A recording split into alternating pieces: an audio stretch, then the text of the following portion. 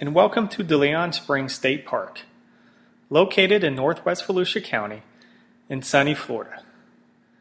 In this episode of Wish You Were Here, we will be exploring DeLeon Springs' long history of tourism.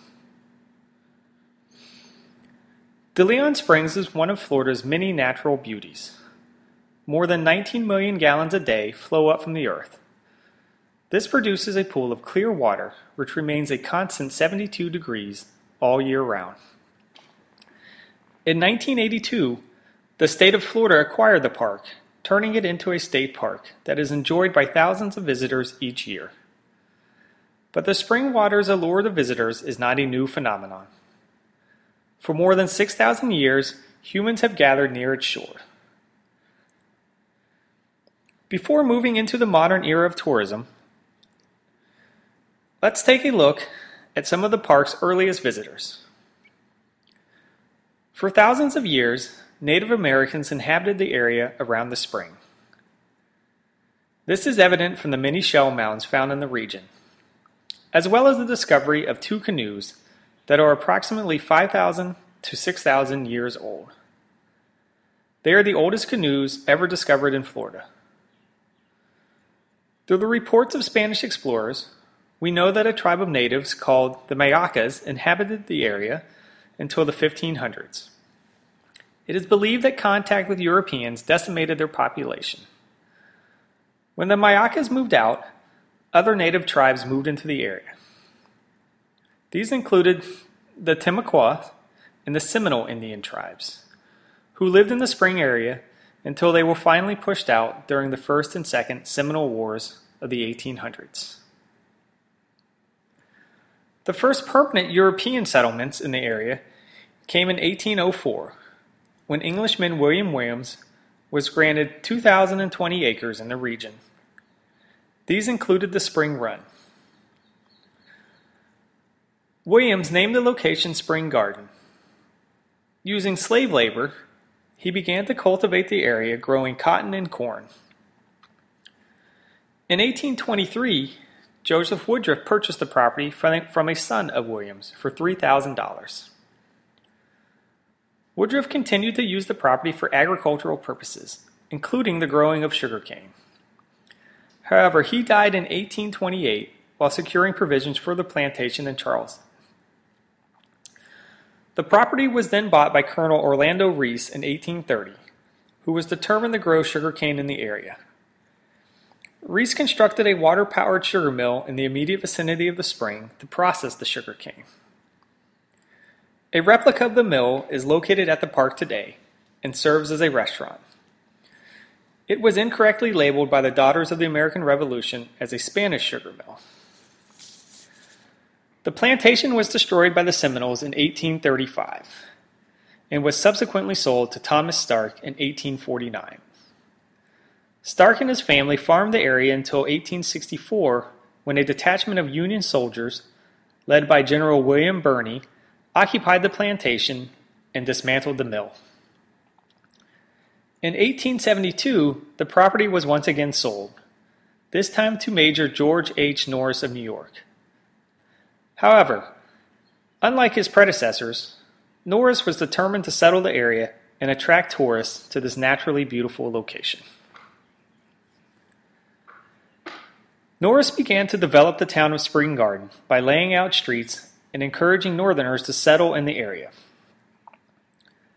At the spring, he built a hotel and a pier used to unload travelers that came to the area via steamboats. These boats traveled down the St. Johns River from Jacksonville. In 1886, the JT and KW Railway came to the area, and the railroad companies began to advertise the spring as a winter resort. Sometime in the late 1880s, in an effort to promote tourism, the name of the town was changed to DeLeon Springs, in connection with the famous explorer's search for the Fountain of Youth. Unfortunately, historical records show that Ponce de Leon never penetrated this far into the Florida interior on any of his visits. Though it is unclear as to the circumstances, around the beginning of the 20th century, the area surrounding the springs came under the ownership of the Volusia County Bank of DeLeon. The new owners continued to develop the spring as a tourist destination, adding a dancing pavilion, refreshment rooms, and a modern bathhouse. The mill was also rebuilt, and the water wheel, which was thrown into the spring run by Union soldiers, was put back into place. In the 1920s, automobile ownership was increasing across the nation. Florida, with its warm climate, natural beauty, and well-developed road system, became a prime destination for vacationing tourists. Roadside attractions began to spring up all along Florida's highways. DeLeon Springs was located just off Florida Highway 17 and was also accessible via railway and waterway. Developers F.N. Conrad and G.M.C.M. Greener thought the park was in a prime location for attracting tourists and purchased the property in the mid-1920s. In 1925, they replaced the pavilion with a 14-room hotel, a restaurant, and a casino. However, the main attraction remained the spring, which was still being billed as a fountain of youth. Advertised activities included dancing, swimming, canoeing, picnicking, horseback riding, a children's zoo, fishing, and hunting. Throughout the Depression era and World War II, the spring underwent several periods of boom and bust, changing owners several times. In 1952, DeLeon Springs was purchased by T. Hayden Davis and Ray A. Hose. They wanted to make the park a major tourist destination like Silver Springs or Cypress Gardens. The partners spent over $1 million remaking the park, which included 16 concrete billboard signs advertising the springs along Florida's roadways. Ponce de Leon Springs opened in May of 1953. A few of the attractions offered included swimming in the spring, a jungle cruise,